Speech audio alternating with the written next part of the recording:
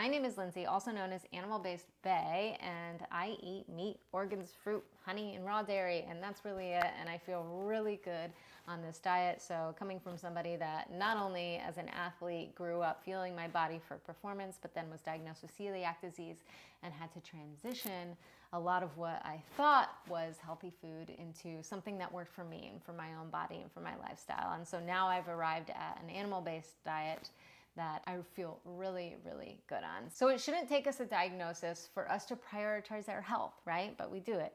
We don't really pay attention to little subtle cues that our body tells us from these, slight whispers, maybe a skin irritation or just a slight headache. We kind of wait until it screams, until a diagnosis, right? This is just for me to share with you a little story of how I was diagnosed with celiac disease at the age of 18.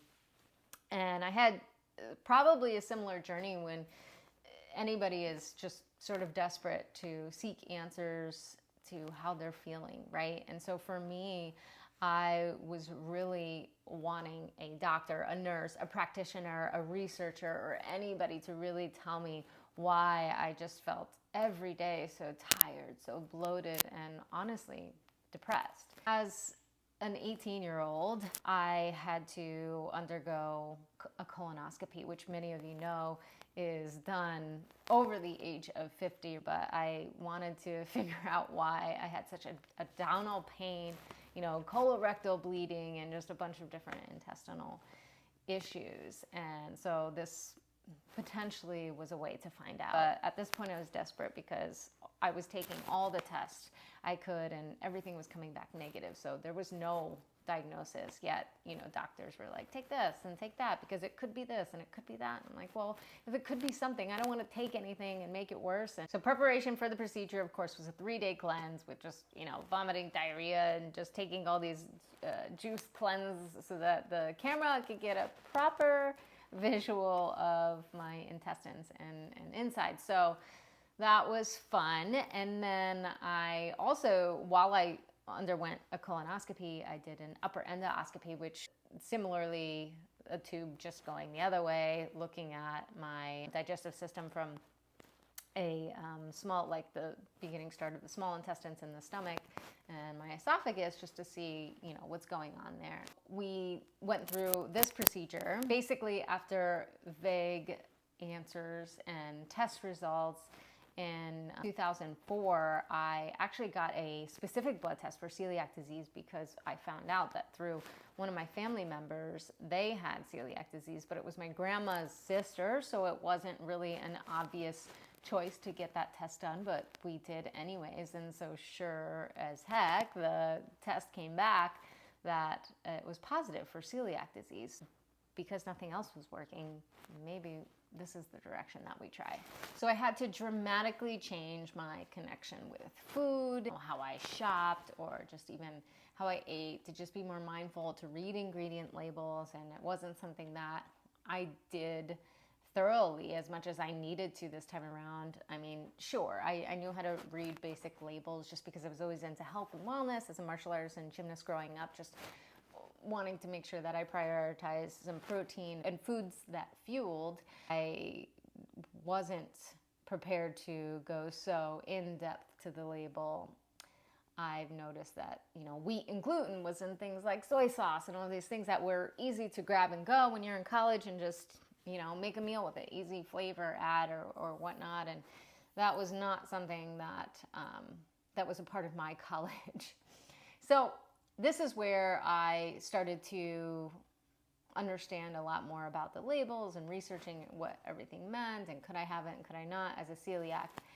So then I realized that nothing on the shelf, nothing that you just opened and plopped on, I could really consume. So I had to make everything from scratch and make everything from whole foods, really. And so that was frustrating because, again, not only did I have to completely change the way that I saw food and that I ate, but also how I prepared food. This came with a lot of trial and error of, having to test out foods that were maybe bland, then having to just sort of like add flavor on my own. Also, this was at a time too where celiac disease, it wasn't really common. So there wasn't any, gluten-free everything, gluten-free croissants, gluten-free this and gluten-free that. I had to literally make everything from scratch. So with that being said, that was a little bit of a challenge. Blessing, curse, we don't know. Well, right now we know that it's a blessing, but back then it was a curse. So I'm grateful for that experience because it kind of taught me a lot about not only how to read the label, but also just how to cook things from scratch and try to make things taste good that weren't as easy as just, opening up a packet of taco seasoning and putting it on there. So that was one hurdle. Then it was, okay, great.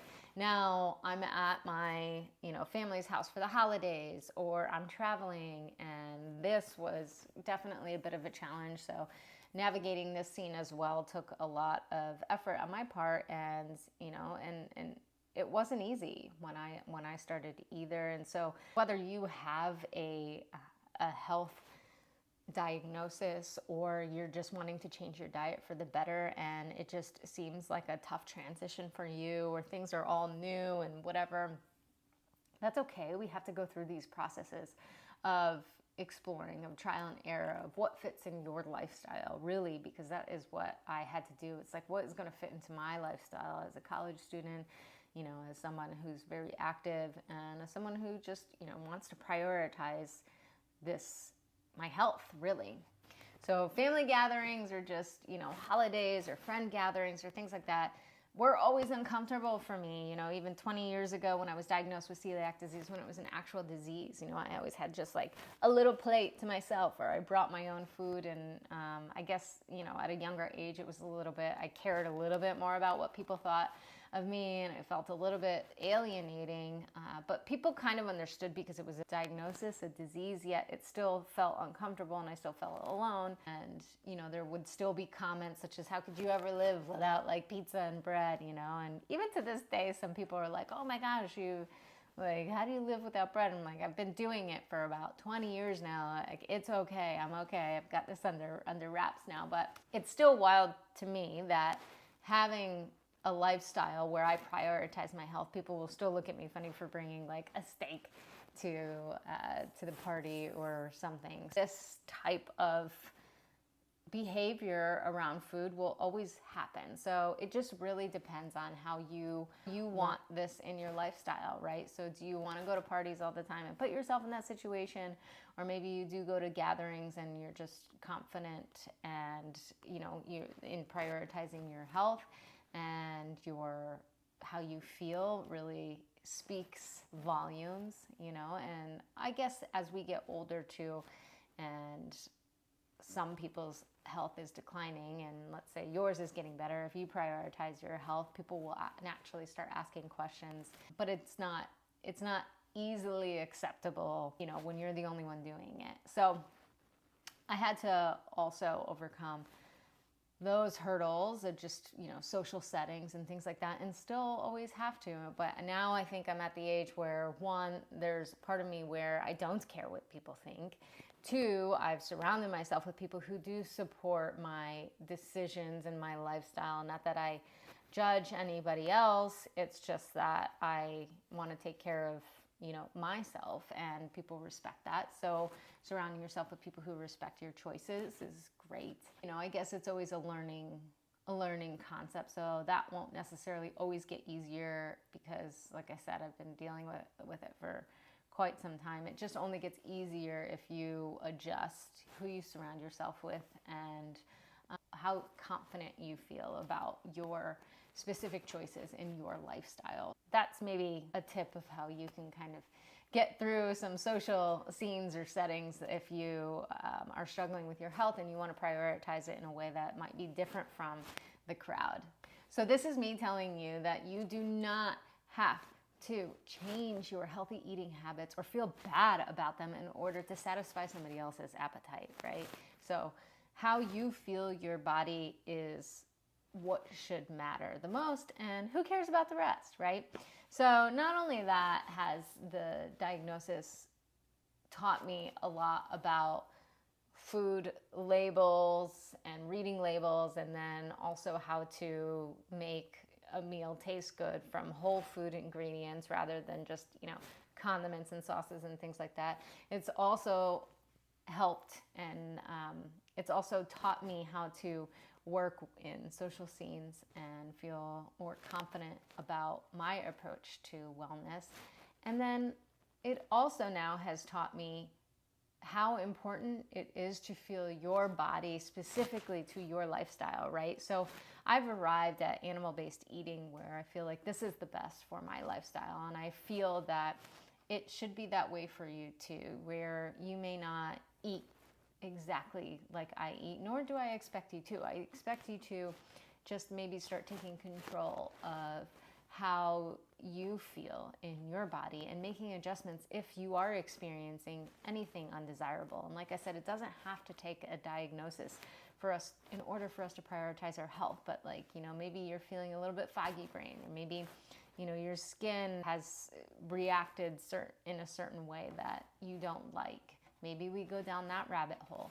Or maybe you have allergies that you don't know where it's coming from. Could be the food, start there. Start at your lifestyle and start eliminating certain things that maybe you would otherwise not think about, because you're just not paying attention to the little whispers that your body is telling you. That's another thing that I'm grateful for this diagnosis, is that it has taught me how to manage, again, my specific lifestyle from a diet perspective, also holistic perspective too, of what I'm consuming. It may not just be food as well. So a gluten-free diet isn't necessarily for everyone, nor is a carnivore diet or an animal-based diet or vegetarian or fruitarian or whatever.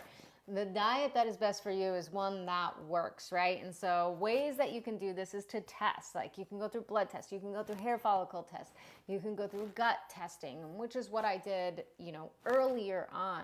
Do I fully believe that that is the end all be all, like a gut test? Oh, that's it. Then, it comes out with a list of things that I could eat and couldn't eat, and then that's it, and that is what is going to work for me forever and ever and ever. No, that's not the case. But what happens is you start to learn more and more and more about your body, and that maybe if you did eliminate one food and then you started to feel better, at least you have one answer.